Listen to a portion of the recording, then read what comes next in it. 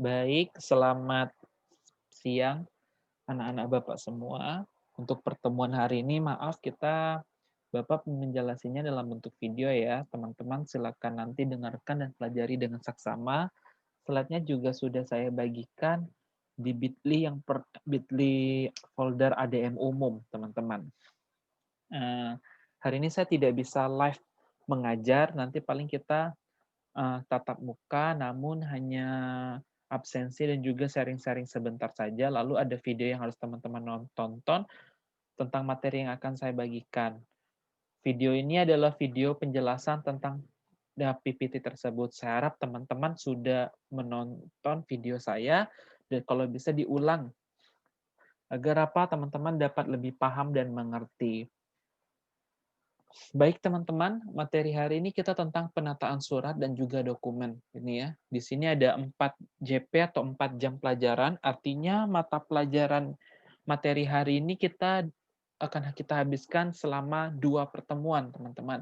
Seperti yang kita ketahui, di semester 1 kemarin kita sudah menyelesaikan 5 bab, dan di semester 2 ini kita akan menyelesaikan 6 bab. Artinya ada 12 bab ya, ini kita masuk bab ke-7 berarti, tentang penataan surat dan dokumen. Baik, saya langsung saja. Teman-teman, kalau kita dengar istilahnya penataan. Penataan itu berarti kita menyusun, kalau dari etimologisnya, dari asal katanya. Penataan, menyusun, mengarsip surat dan dokumen. Kenapa sih Pak kita harus melakukan penataan surat dan dokumen? Agar apa? Selain untuk memudahkan kita mencari dokumen yang kita butuhkan, selain itu juga untuk fungsi administrasi lainnya. Jadi kalau kita lihat di sini ya teman-teman, di sini kita lihat pertama, apa sih itu Pak dokumen ya? Di sini, dokumen adalah sebuah tulisan penting yang memuat informasi, biasanya dokumen ditulis di kertas, dan informasinya ditulis memakai tinta, baik memakai tangan ataupun media elektronik seperti pencetak. Jadi kalau kita lihat dari etimologisnya, kata dokumen sendiri, teman-teman, berasal dari bahasa Latin yaitu documentum. Artinya apa? Sebuah tulisan penting yang memuat informasi. Berarti di dalam dokumen ini ada informasi yang termuat, yang tidak boleh orang lain ketahui kalau sifatnya bersifat resmi. Demikian ya. Tulisan tersebut memuat informasi yang dibutuhkan kepada penerima. Dan biasanya dokumen ini ditulis di kertas dan di informasinya ditulis menjadi tinta. Itu kalau secara apa ya? Secara tradisional ataupun masih tulis tangan. Atau sekarang memakai media elektronik seperti pencetak. Kita sekarang sudah teknologi sudah semakin maju, kita sudah ada printer, kita sudah ada berbagai teknologi yang bisa kita gunakan gitu. Apalagi sekarang apa-apa orang menggunakan teknologi ya, otomatis menggunakan PDF, menggunakan Word. Jadi kerja kita itu sudah diotomisasi sekarang, menjadi jauh lebih cepat dan hemat. Baik teman-teman, itu adalah pengertian dokumen. Kalau media elektronik mungkin dulu kita pakai mesin tik ya. Kalau dulu mungkin kalau pakai mesin tik, kalau salah tidak ada menu backspace ataupun delete gitu. Jadi kita harus ulang dari awal. Jadi sangat menguntungkan sekali bagaimana teknologi berpihak memudahkan pekerjaan kita saat ini. Kita ketik salah, ada menu delete, ada menu backspace, sehingga kita tidak usah bekerja 2 kali gitu.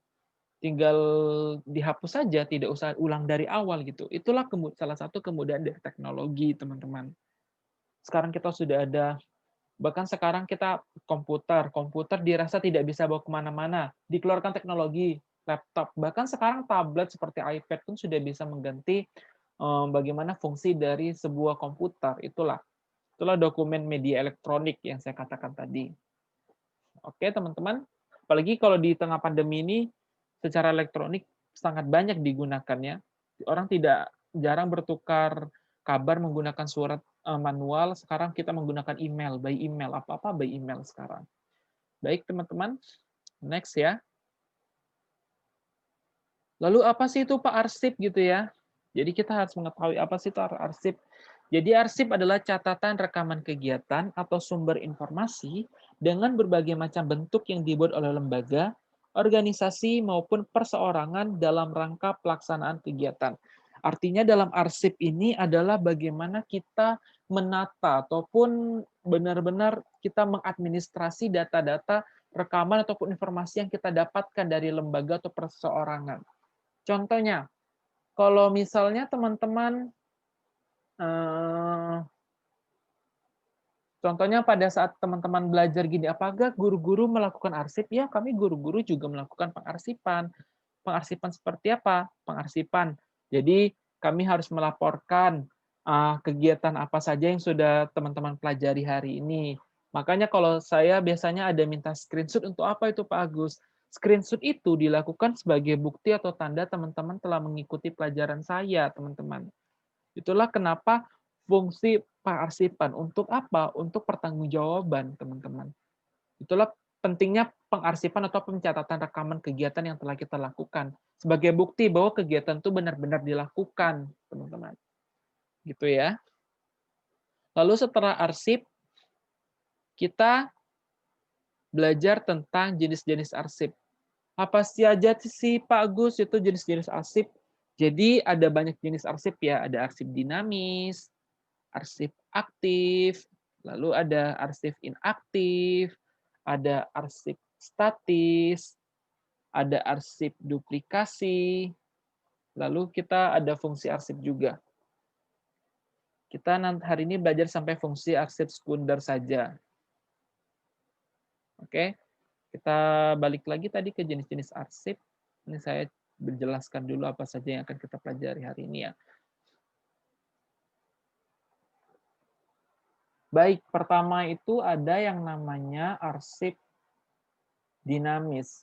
Jadi kalau arsip dinamis itu adalah arsip yang dipergunakan secara langsung dalam perencanaan pelaksanaan penyelenggaraan kehidupan kebangsaan pada umumnya. Jadi arsip dinamis itu artinya arsip yang dimasukkan ke dalam satu database besar. Contohnya itu seperti data diri kita di KTP, di Disduk, ataupun Dinas Kependudukan.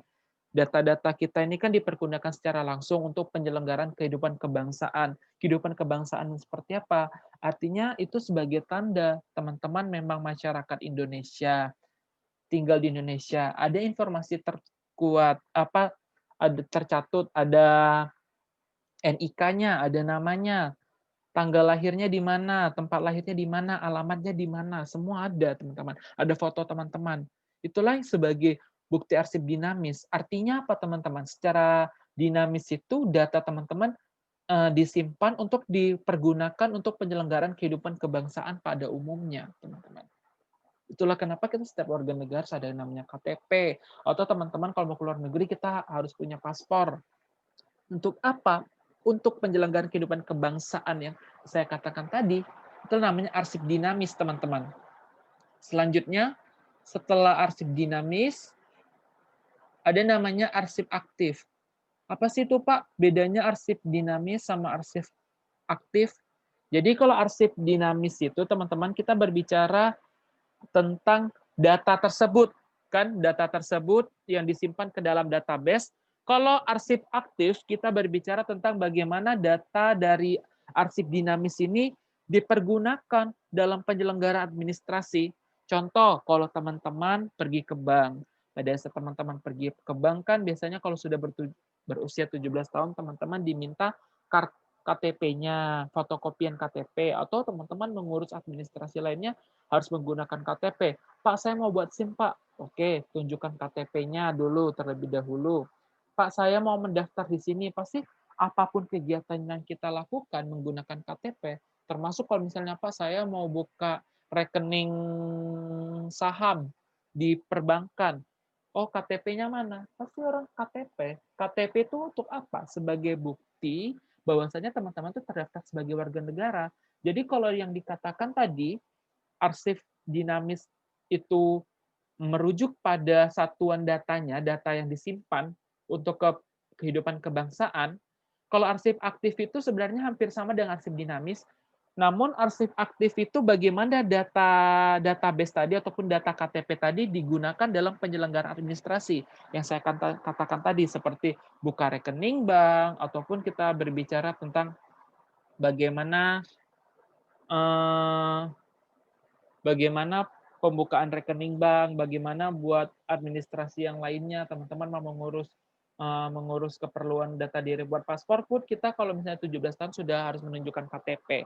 Itulah kenapa satu data saja untuk segala kepentingan ataupun seluruh penyelenggara administrasi di lingkungan organisasi ataupun instansi tertentu gitu, swasta maupun negeri. Itu ya arsip aktif dan juga dinamis. Selain itu, ada yang namanya arsip inaktif. Tadi aktif, ini inaktif, ya. Berarti berlawanan ya. Kalau inaktif bisa kita katakan sebagai pasif juga. Artinya arsip dinamis yang frekuensi penggunaannya untuk penyelenggara administrasi itu sudah menurun.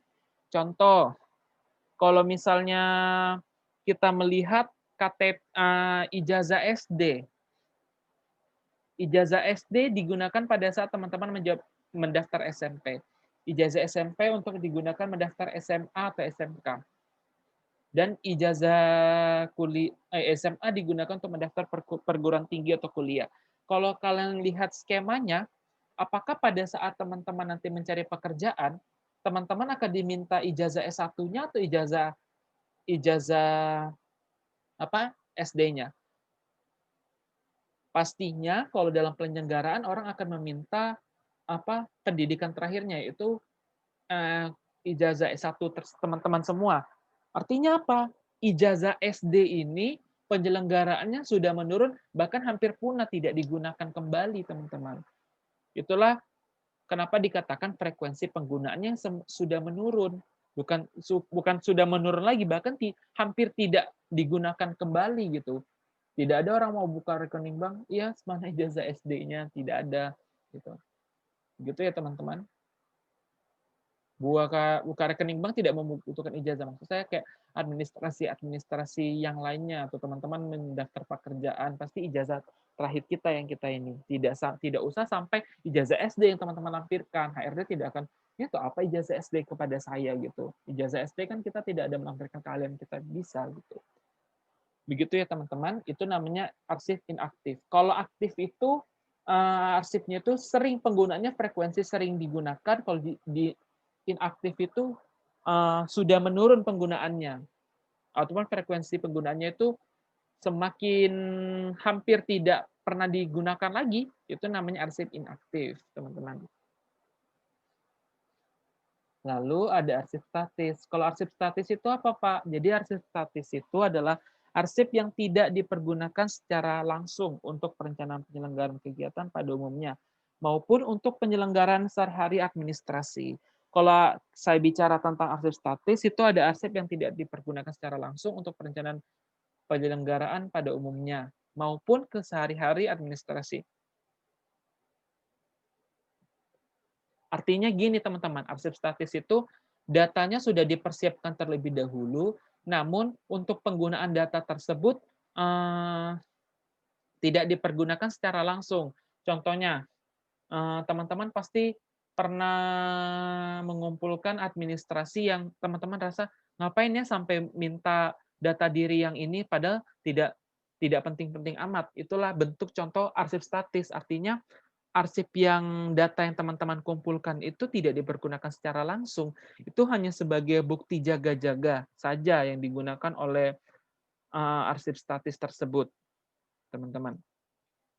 Selain arsip statis, ada namanya arsip duplikasi. Kalau arsip duplikasi itu berarti kita mengarsip suatu dokumen yang bentuk maupun isinya sama dengan arsip aslinya. Contoh begini, teman-teman. Teman-teman pasti pernah di SMP sekolah minta namanya legalisir ijazah atau sekolah minta yang namanya legalisir SKHUN, ya kan? Jadi teman-teman fotokopi ijazah tersebut, lalu teman-teman legalisir dan fotokopiannya itu diberikan ke sekolah. Itu artinya apa teman-teman? Itu namanya arsip duplikasi. Teman-teman memberikan yang namanya fotokopi ijazah teman-teman atau SKHUN teman-teman, itu kan mirip dengan aslinya. Itu namanya duplikasi, teman-teman. Artinya, cara gampangnya itu arsip yang difotokopi ataupun yang di-scan, itu namanya arsip duplikasi. Dia isinya sama dengan yang aslinya. Begitu, teman-teman. Lalu ada fungsi arsip. Kalau fungsi arsip itu ada fungsi primer dan fungsi sekunder. Kalau fungsi primer itu teman-teman bisa baca ya di sini bahwasanya dalam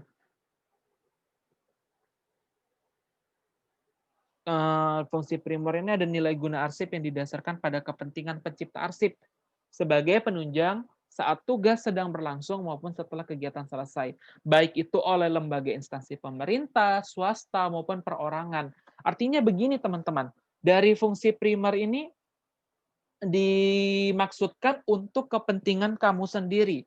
Contoh, kalau teman-teman mengarsip KTP teman-teman, mengarsip ijazah teman-teman, ataupun sertifikat yang teman-teman miliki selama sekolah, itu arsip-arsip tersebut teman-teman arsipkan atau teman-teman simpan untuk kepentingan siapa?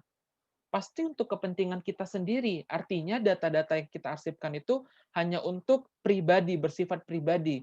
Tidak dibuka untuk umum, teman-teman. Kecuali kayak saya mau minta kamu punya KTP, baru teman-teman beri fotokopinya. Namun kalau pengarsipan primer ini dia lebih ke bagaimana arsip-arsip yang teman lakukan ini hanya untuk teman-teman sendiri yang simpan gitu. Ataupun ada surat-surat cinta saya Pak dulu zaman SD gitu ya. Teman-teman teman-teman susun, baru itu teman-teman laminating. Bisa jadi ya, di laminating disimpan ke dalam dalam map folder. Teman-teman simpan itu teman-teman arsip sendiri untuk apa? Kepentingan teman-teman sendiri, bukan untuk kepentingan orang lain, begitu ya. Lalu nilai guna pada arsip primer itu meliputi bagaimana suatu administrasi, kan, hukum. Pasti kita membutuhkan administrasi apa saja yang dibutuhkan pada kehidupan kita sehari-hari. Legalitas hukum, contohnya teman-teman mempunyai eh, akta tanah yang teman-teman arsipkan untuk kepentingan pribadi. Lalu keuangan, pasti kita melakukan namanya pengarsipan. Oh, bulan ini saya sudah keluar segini. Lalu ada ilmiah, maupun teknologi. Kalau ilmiah itu artinya ada sebuah penelitian yang dilakukan gitu. Contohnya pada saat teman-teman nanti berkuliah ke perpustakaan eh, ada yang namanya skripsi tuh. Skripsi itu teman-teman bisa lihat sebagai bahan pertimbangan teman-teman untuk buat skripsi untuk teman-teman sendiri. Jadi untuk sebagai bahan acuannya lah jika kita katakan. Lalu ada juga sip teknologi. Bagaimana kita mengarsip ini. Misalnya teman-teman mengarsip data teman-teman di Google Drive, itulah nilai guna pada arsip primer yang pada teknologi, teman-teman. Dan ada juga namanya fungsi sekunder arsip. Kalau kita berbicara tentang sekunder, kebalikannya dari primer. Tadi kalau primer guna arsipnya itu hanya untuk diri sendiri, kalau fungsi sekunder ini justru kita sendiri itu tidak kegunaannya bukan untuk kita yang mengarsipkan, melainkan untuk kepentingan lembaga atau instansi pemerintah. Contoh yang saya katakan tadi, eh, seorang staf administrasi dia melakukan pengarsipan ijazah teman-teman untuk kepentingan dia tidak? Pasti tidak, bukan? Itulah namanya fungsi arsip sekunder. Artinya arsip-arsip yang dilakukannya itu bukan untuk kepentingan dia, namun untuk kepentingan lembaga pemerintah. Contohnya apa? Contoh kalau ada dinas pendidikan datang, saya mau melihat arsip ini ijazah-ijazah anak-anak yang diterima di sekolah Maitreya mana saja dari SMP mana aja kita tunjukkan ini ijazah-ijazah mereka sebagai bukti, fakta, data gitu teman-teman. Lalu perorangan dan juga kepentingan umum sebagai bahan bukti dan bahan pertanggungjawaban. Makanya saya tadi katakan, kenapa ijazah itu harus dikumpulkan fotokopi ijazah harus dikumpulkan ke sekolah agar sebagai bukti teman-teman diterima di sekolah ini telah meluluskan pendidikan di SMP sebelumnya. Ada bukti, ada bahan pertanggungjawabannya. Nih ya. Lalu nilai guna sekunder itu meliputi nilai guna pembuktian dan penginformasian. Pembuktian yang saya katakan tadi dan penginformasian kepada pihak-pihak yang membutuhkan data kita. Oke, ini minggu depan akan kita bahas. Saya rasa itu saja, saya ulangi ya sebelumnya. Kita hari ini sudah belajar pengertian dokumen yang berisi tentang informasi penting, lalu pengarsipan yaitu bagaimana catatan rekaman kegiatan kita untuk dalam pelaksanaan suatu kegiatan. Lalu ada fungsi arsip, ya jenis-jenis arsip ya, ada arsip dinamis, bagaimana suatu data itu disimpan untuk penyelenggaraan kehidupan kebangsaan. Contohnya data KTP ataupun data diri kita sebagai warga negara. Ada arsip aktif yang kita gunakan untuk penyelenggaraan administrasi. Data yang telah disimpan di database itu digunakan pada keperluan lainnya seperti data diri di KTP digunakan untuk pembukaan rekening dan kegiatan administrasi eh, lainnya. Arsip inaktif yang mana yang mana penggunaan datanya itu menurun, bahkan hampir punah. Arsip statis, arsip yang tidak dipergunakan secara langsung, dia dikumpulkan hanya sebagai bahan jaga-jaga saja. Arsip duplikasi yang saya katakan tadi, seperti fotokopian ijazah, isinya sama dengan arsip aslinya. Lalu ada fungsi arsip, nilai fungsi primer yang berbicara tentang bahwasanya kegunaan suatu arsip itu hanya untuk kepentingan dari pencipta arsip pribadi gitu. Lalu ini ada nilai guna arsip primer, lalu ada nilai sekunder arsip, nilai guna yang digunakan pada kalau nilai sekunder arsip itu kegunaannya bukan untuk dari pembuat arsip, melainkan hanya untuk kepentingan lembaga atau instansi. Dan ini juga nilai sekunder. Oke, teman-teman, saya rasa itu saja. Maaf hari ini saya mengajarnya menggunakan video. Kita jumpa minggu depan. Sampai jumpa. Bye semuanya.